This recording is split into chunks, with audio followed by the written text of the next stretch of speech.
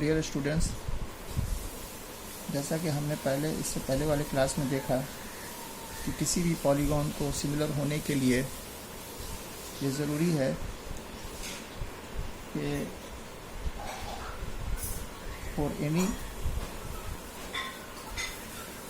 any polygons to be similar,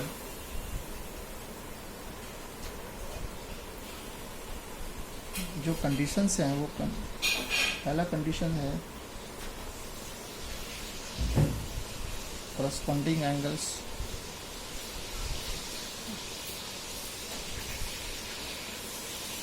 are equal, and the second condition है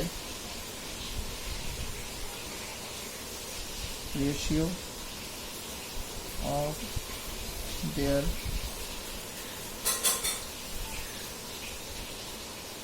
corresponding sides are equal. अगर दो triangle A B सी, दूसरा triangle है P Q are,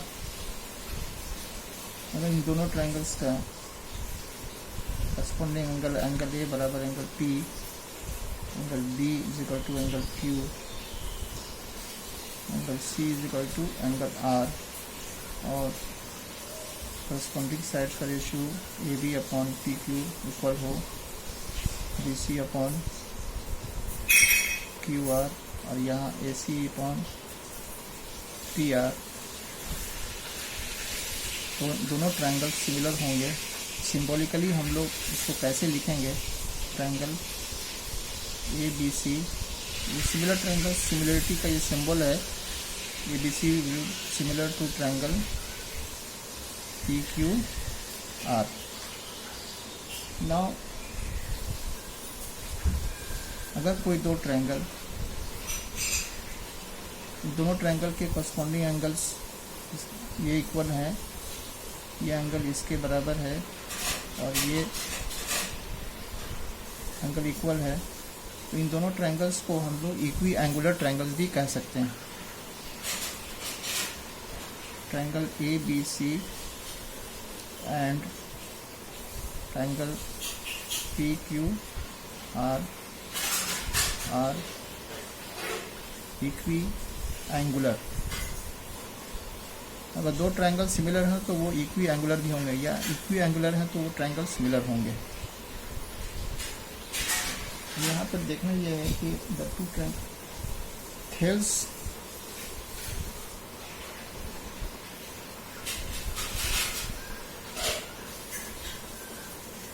Thales has given an important truth. Now, Thales has given important truth relating to two equiangular triangles,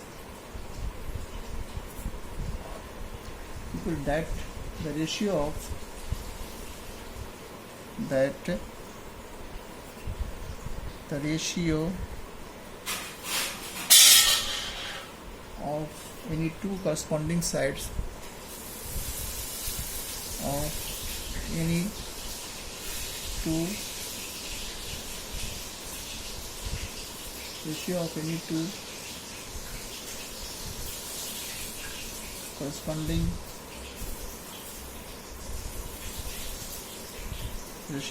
corresponding sides into equiangular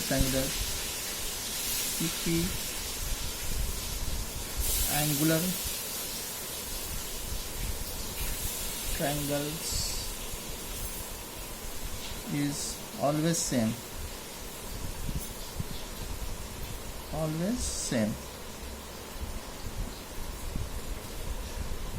and this result is used as basic proportionality theorem.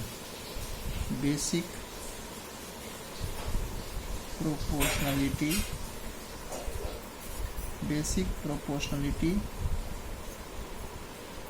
theorem. This is BPT. This is also known as